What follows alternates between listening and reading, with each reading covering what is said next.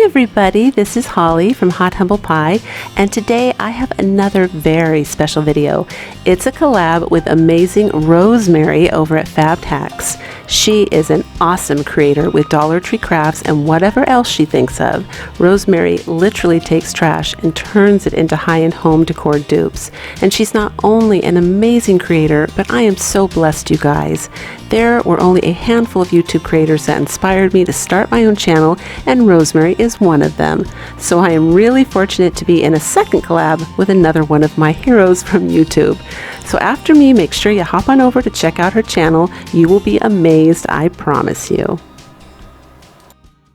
And if you haven't yet subscribed to my channel, I'd love it if you click that button. So today we're doing some outdoor farmhouse decor, and in honor of Rosemary, I am finally going to get going on my herbal garden with one of my favorite herbs, of course, rosemary. So in between the boho series, part 1, 2, and 3, Holly's Pretty Summer Garden DIY number 1. I saw this online and I love the green, but I don't like the checkers on the bottom. And I saw these, I love the look of the labels, but I don't want more white. I have a lot of white. So I found this printout, and boy did I have to hunt for this printout, you guys. That's copyright free. It's the only decent one out there. I will leave the link below in my description box. And all I did was make 3 copies and then just, I guess, crop the 3 herbs that I really am interested in growing. And yes, I cut my finger during this DIY. I wanted to make sure you guys saw that. My husband drew a happy face on it to make me feel better, but I hurt myself during this DIY. And that's the paint from the Home Depot that I've talked about in previous videos. That's 50 cents for 8 ounces. That's 4 times the amount of the apple barrel paint. I called it boo-boo paints in previous videos, and one of my commentators went in, I guess, and asked for boo-boo paint, and the guy looked at her like she was nuts. And you know, you guys, I'm nuts. That's the word I use for it. It's not called boo-boo paints, bless her heart. It's actually paint samples that people ask for, and I guess they don't like it, so they don't take it. So Home Depot sells them off for 50 cents, and they're usually high-quality paints. I always look for the ones in matte. But if you're, you want a gloss one, those are available too. And they're usually more often than not, they include primers. So they just tend to be really good paints. So here's a little trick. I got another trick for you guys. When you don't feel like soaking your paper in coffee or tea or whatever else to stain it, you just water down some chocolate sprinkle. It works like a charm. And I just water it down. I used a Kleenex this time. You can use anything just to blot it up. But you just water it down, paint it on. It's like super, super, super watery watcher paint. And you blot it with your Kleenex. And I wanted mine a little darker, so you can do it more than once. But it works great for substituting tea and coffee when, I have an ink printer, so that's not, I worry about it running if I soak it, so that's not an option for me. But I used to do this anyway because it's fast and it's quick and easy.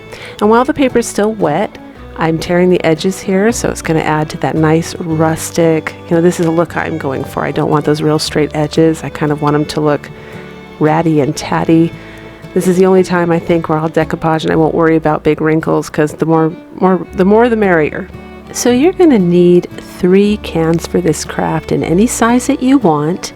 I'm using 3 large coffee cans because my husband drinks about 1 or 2 of those a week. And it's really cute, you guys. It's not even caffeinated. It's decaf. So he's not addicted to anything, but he loves the comfort of a hot drink pretty much in his hand or by him 24/7. So I just thought that's so cute. And so I'm using the 3 large coffee cans. And I'm going to dry brush some white on here to give it a little bit of dimension before I do the green accents. And I've always wanted a herb garden. I have waited so long for this, and I don't know why, but I'm finally doing it. It's my 3 favorite herbs, sage, rosemary, and dill. They all smell amazing, and whether you burn them or put them in a vase, like dill and rosemary, they're divine smelling in summer and in winter for Christmas, the rosemary.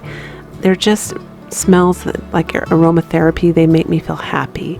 And here's a really fresh, bright key lime type color. I'm sorry, I don't know the exact color, but you don't have to pick the color I pick. You choose colors that make you feel good. Summer is a great time to start picking those greens and blues and changing it up a little bit. It's the season for that. It's just really, really pretty. And here I am using the, instead, I usually use a baby wipe here, but I'm just doing Kleenex. It's working fine. And of course, After all of that paint on the shiny surface, we're going to have to put some Mod Podge on to keep it on. So first I'm going to start by Mod Podging the labels on. So for those of you that don't know what I was doing with that tissue, I usually use a baby wipe for this, and the reason, I was actually just smudging the paint, because when things are antiqued, if you just use nothing but dry brushing, you get a very streaky look, and that's not very authentic looking either. If you look at legitimately old things that have paint on it, the paint's usually smudged and blurred, and along with the stripes of, paint.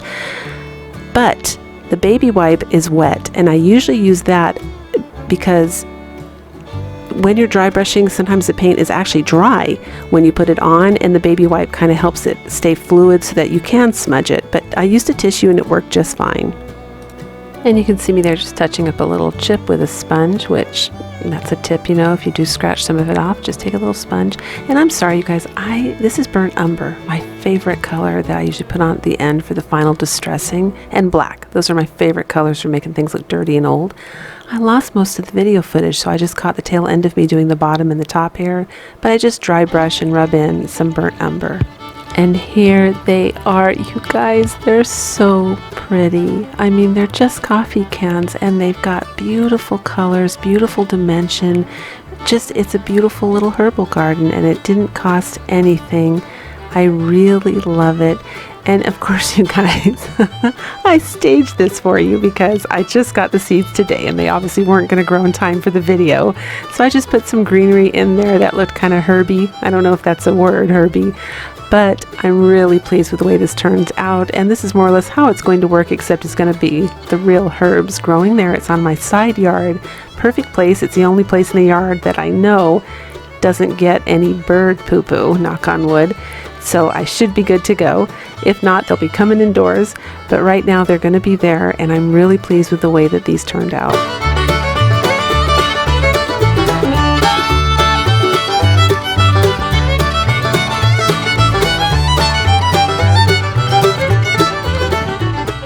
Holly's Pretty Summer Garden DIY number 2.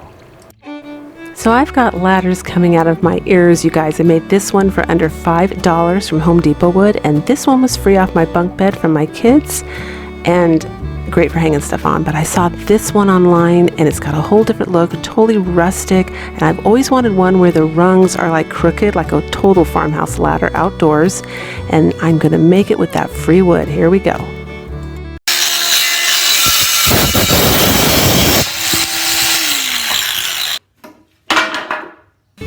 Now, if you missed how to get free wood, it's in my first video. This is called dunnage blocks. This is what they lift that plywood with, and you pretty much, when you go to get free wood, you get mostly these, and you get plywood.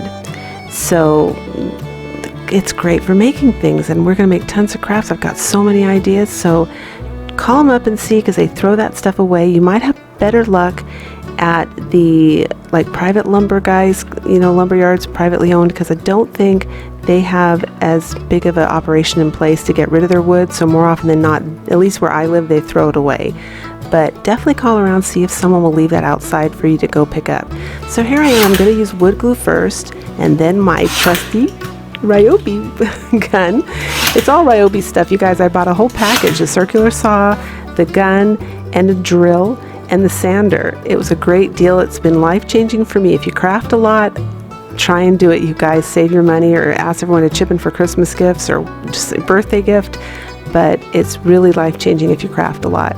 So I purposely made the rungs crooked there. I want this ladder like something you would see at Knott's Berry Farm. I mean, I want a farmhouse ladder, and I'm using my favorite color, black, to dirty it up and make it look soiled. And you see me there, I've got a scrap piece of wood. Really smart, you guys. You put paint on that, and you don't really ever need to dip your brush in paint again. If you're just dry brushing, it kind of controls the dry brushing so that you don't have any blots or big, you can make a mistake and it ruins the whole effect. And I'm wearing protective goggles there. I don't wear glasses, but I have learned the hard way, you guys. I have had so much stuff fly in my eye, from paint to sawdust. So when you craft, if you're doing heavy crafting like this, please protect your eyes. And here it is, you guys. I absolutely loved this. This ladder was free. Didn't cost me a thing. Now, I have a shed and I bring my summer stuff into the shed every year when the rain comes. So this is only going to be out for summer and spring. So I'm not worried about covering it with any kind of polyacrylic or sealing it. In fact, the more old it gets and the more rotted and falling apart, the better and more authentic it looks, because that's the look I'm going for. I absolutely love this. It's free. It looks so rustic, and you know, you just can't beat free.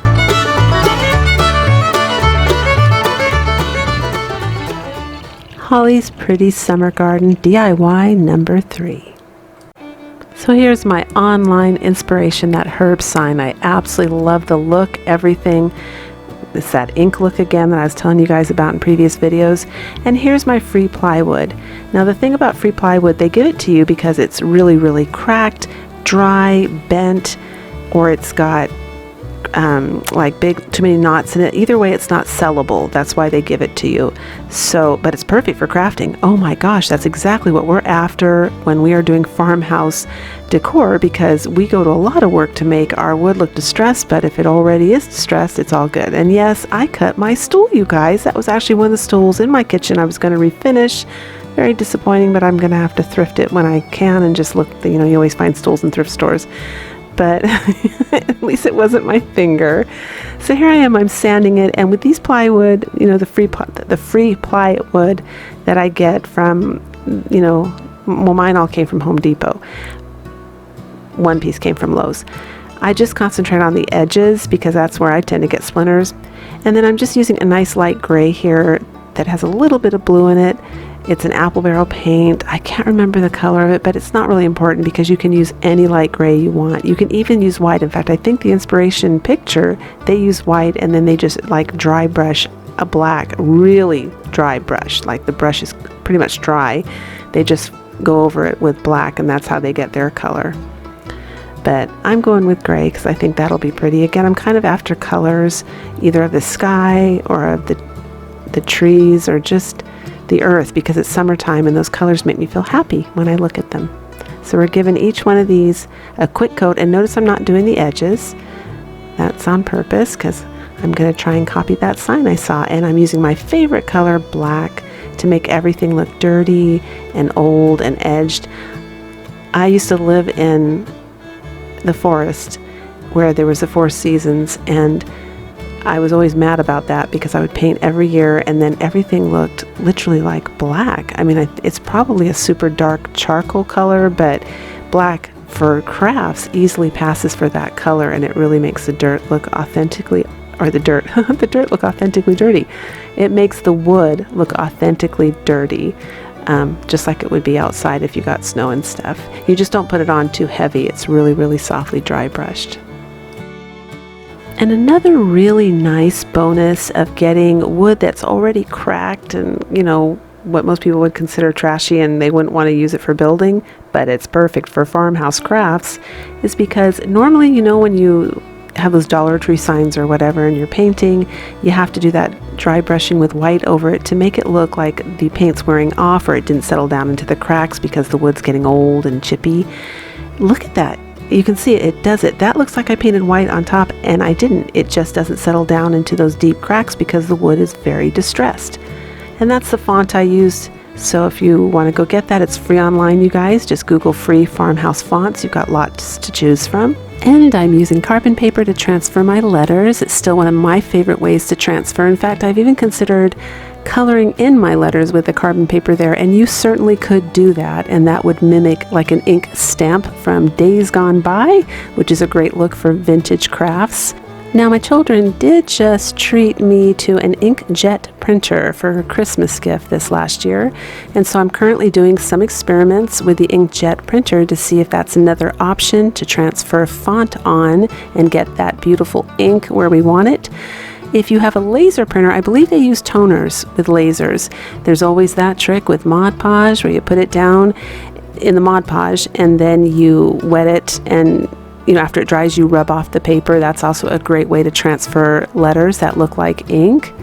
And so in the upcoming crafts, I'm going to see if we can't show some other tricks besides carbon paper. But the carbon paper I'm using is from Amazon. It's 10 sheets. You can use each sheet 20 times. It was, I think, around $4. Great deal. The painter pen that I showed you is also from Amazon. It was around $3.75.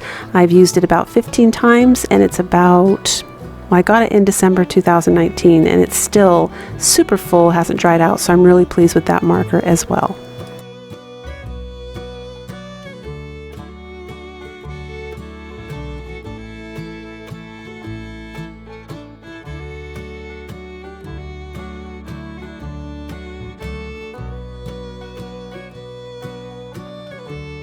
Because this wood is so grooved, I don't know if the camera picks it up, but when I'm trying to put the paint down in those grooves, the tip of it is too thick and I can't get down into the grooves, so the paint already looks like it's distressed. And oh, there it is. You can see it. It's got streaks through it. So the whole thing looks like that in real life. It looks excellent, and it's a major time saver. So when they give you that free wood, if you're looking at one that's really dry and brittle and you're thinking, oh no, it's terrible, that's the best kind. So just make sure you get everything. And there it is, garden seeds, flowers, and weeds. And I'm going to Mod Podge it because it's going to be outside. Now this one, even though I bring it in, I really love this, I guess, so I'm babying it a little bit. I don't really want it to fade or change or do anything. It's distressed to the level that I like, and it looks really good, and I want to maintain it there as best as possible, so I'm going to put a layer of Mod Podge on.